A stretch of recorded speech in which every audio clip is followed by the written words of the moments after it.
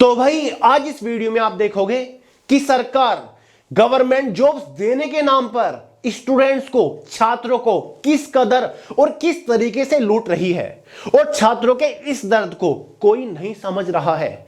जो आज भारतीय रुपया डॉलर के सामने खड़ा नहीं हो पा रहा है, डॉलर के सामने भारतीय रुपया इतना कमजोर हो गया है। सरकार का क्या प्लान है? सरकार कैसे छात्रों को लूटकर रुपये को खड़ा करने की कोशिश कर रही है, साथ ही भारत की जीडीपी को ऊपर ले जाने के लिए, सर्वश्रेष्ठ दिखाने के लिए छात्रों को किस तरीके से लूटा जा रहा है। आज मैं आपकी आंखें खोलने वाला हूं, वीडियो को जरा ध्यान से देखिएगा और गाइस जितना ज्यादा हो सके इस वीडियो को उतना शेयर करिएगा। मैं आपको एक छोटा सा ताजा एग्जांपल देता हूं, वरना किस्से तो बहुत सारे हैं, एग्जांपल तो बहुत सारे हैं। ये अभी एक छोटा सा एग्जांपल है, मेरी नजर में आया, स्टूडेंट्स ने बहुत ज्यादा कमेंट करी, डीएम्स करे, तब जाके मैंने सोचा कि हाँ इसके ऊपर वीडियो बनाते हैं कि एक रियल प्रॉब्लम है छात्रों की। गाइस स्क्रीन के ऊपर एक सरकारी नौकरी का विज्ञापन लगा हुआ है, एक नोटिफिकेशन लगा हुआ है। डिपार्टमेंट हमारा केंद्रीय माध्यमिक शिक्षा बोर्ड, ठीक है, यानी कि जो सीबीएसई होता है, central board of secondary education, ministry of education, government of India का एक बहुत बड़ा विभाग है। इस विभाग के अंदर 3-4 अलग अलग पोस्ट के ऊपर फिलहाल भर्ती निकाली गई है, जिसमें जूनियर असिस्टेंट की पोस्ट है, जूनियर अकाउंटेंट की पोस्ट है, सुपरिंटेंडेंट यानी कि अधीक्षक की पोस्ट है। इस नोटिफिकेशन को 2 दिसंबर 2025 को जारी किया गया और इन सभी पोस्ट के ऊपर वैकेंसीज बहुत ज्यादा नहीं है। किसी पोस्ट के ऊपर 16 वैकेंसी, किसी पोस्ट के ऊपर 9 वैकेंसी, किसी पोस्ट के ऊपर 27 और किसी पोस्ट के ऊपर 35 वैकेंसी इस तरीके से निकली है। यानी कि फिलहाल इस भर्ती के लिए फॉर्म भरे जा रहे हैं, ठीक है। नोटिफिकेशन कब जारी हुआ? 2 दिसंबर 2025 को। लेकिन इससे ठीक 12 महीने पहले इसी विभाग का एक और नोटिफिकेशन जारी किया गया था। देखिए दूसरा नोटिफिकेशन है केंद्रीय माध्यमिक शिक्षा बोर्ड का, ठीक है, यानी कि central board of secondary education का। इस विज्ञापन को 31/12 यानी कि 31 दिसंबर 2024 को जारी किया गया था, ठीक एक साल पहले, ठीक है। यह है नया 2 दिसंबर 2025 वाला, यह है ठीक एक साल पहले का नोटिफिकेशन, ठीक है। पोस्ट लगभग सिमिलर है, वहां पर भी सुपरिंटेंडेंट की पोस्ट थी, यहां पर भी जूनियर असिस्टेंट की पोस्ट है। वैकेंसी वही 70, 50, 100, 142 इस तरीके से, ठीक है। इसके फॉर्म भरे गए थे 2 जनवरी 2025 से, यानी कि अब तक इस पुरानी भर्ती को और नई भर्ती जो निकली है 1 साल भी नहीं हुआ है, ठीक है। नई भर्ती आ गई है और वैकेंसी बहुत कम। अब जो मेन मुद्दा है उसको आप देखिए, यहां पर ये जो आप फॉर्म फीस देख रहे हो, ये वाली ऊपर, ये 2024 वाली भर्ती का है, जिसका नोटिफिकेशन 31 दिसंबर 2024 को जारी किया गया। ये उसकी फॉर्म फीस है, पोस्ट सेम है। यहां पर क्या कहा गया है? अनरिजर्व ओबीसी ईडब्ल्यूएस की 800 रुपए फॉर्म फीस चार्ज करी गई है। एसटी, एससी और फीमेल कैंडिडेट के लिए कोई फॉर्म फीस नहीं थी 2024 में, 1 साल पहले इसी विभाग के अंदर, इसी पोस्ट के ऊपर, 11-12 महीने पुरानी बात है। ये जो आप फॉर्म फीस देख रहे हो, ये आप 2025 वाले नोटिफिकेशन की देख रहे हो, जो कि 2 दिसंबर को जारी किया गया, जिसके लिए फिलहाल फॉर्म भरे जा रहे हैं।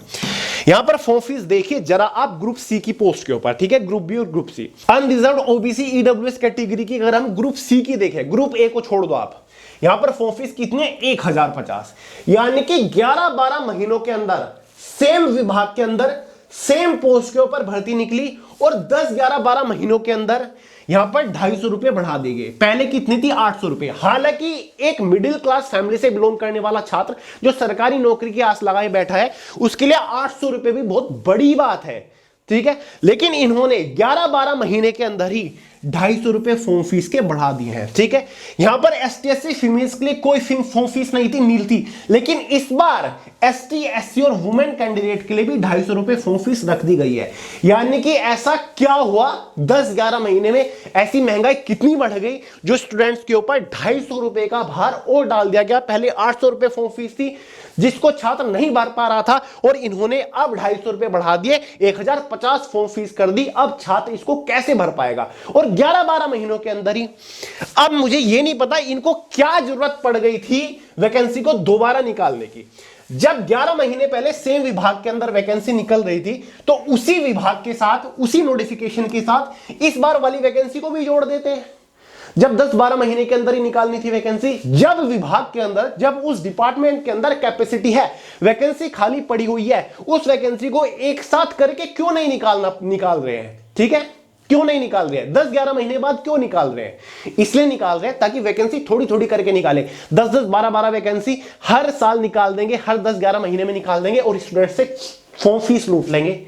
एक साथ भी निकाली जा सकती थी वैकेंसी, ज्यादा लोग फॉर्म अप्लाई कर देते, ठीक है, स्टूडेंट्स को बार बार फॉर्म फीस ना भरनी पड़ती। लेकिन इन्हें पता था जो 2024 में फॉर्म भर रहे हैं डिस्क्वालीफाई होंगे, क्योंकि उनका सिलेक्शन तो होगा नहीं। 10-12 वैकेंसी में किस किस का सिलेक्शन हो जाएगा, और फिर से फॉर्म अप्लाई करेंगे। इस बार 250 रुपए और बढ़ा देते हैं स्टूडेंट से और हम पैसा लूट लेंगे। मतलब युवा जिन्हें देश का भविष्य बताया जाता है, सरकार उन्हें खुद सपोर्ट नहीं कर रही, सरकार छात्रों को ही लूटने में लगी हुई है। मतलब पिछले साल अगर 800 रुपए फॉर्म फीस थी तो 800 रुपए से 500 रुपए फॉर्म फीस करने तो उससे तो गए कि छात्रों की मदद हो जाएगी, उनको सरकारी नौकरी मिल जाएगी, उसको 1050 और कर दिया। ये तो मैंने आपको अभी अभी का एग्जांपल दिया। इस बार डीडीए में 2500 रुपए फॉर्म फीस थी, EMRS में भी 1500-2000 फॉर्म फीस कर दी। यानी कि एम्स की एक वैकेंसी निकलती है, वहां पर भी 3000 रुपए फॉर्म फीस है।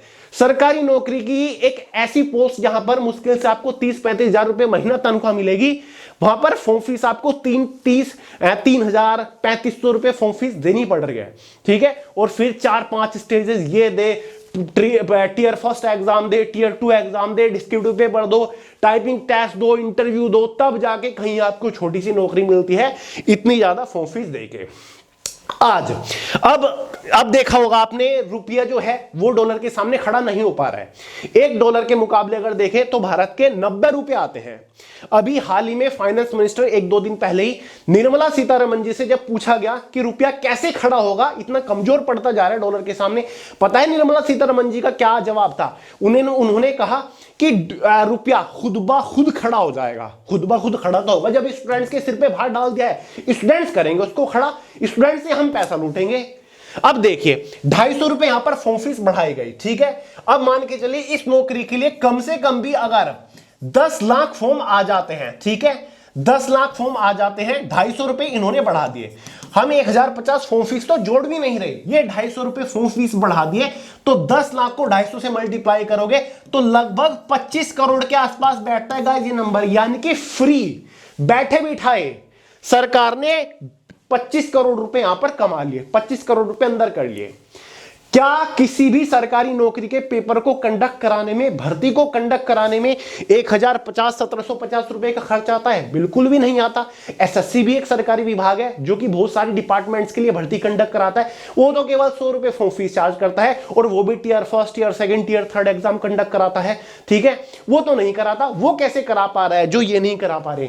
इनका मकसद है, शिक्षा विभाग है, लूट लो छात्रों से पैसा, फॉर्म भरेंगे, लालच दे दो, हर साल वैकेंसी निकालो, 10-11 महीने में 10-10, 12-12 वैकेंसी निकाल के छात्रों से लूट लो। ऐसे ही तो बढ़ेगा देश की जीडीपी। आज जब भी स्पोर्ट होते हैं, ओलंपिक होता है या फिर कॉमनवेल्थ होते हैं, उसके बाद क्या न्यूज निकल के आती है कि स्पोर्ट के मामले में भारत पीछे है। बाकी जो पड़ोसी देश है, चाइना हुआ, जापान हुआ, अमेरिका हुआ, ये 100 मेडल, गोल्ड मेडल लेके जा रही है, लेकिन भारत एक भी मेडल लेकर नहीं आ पाता। क्यों नहीं आ पाता?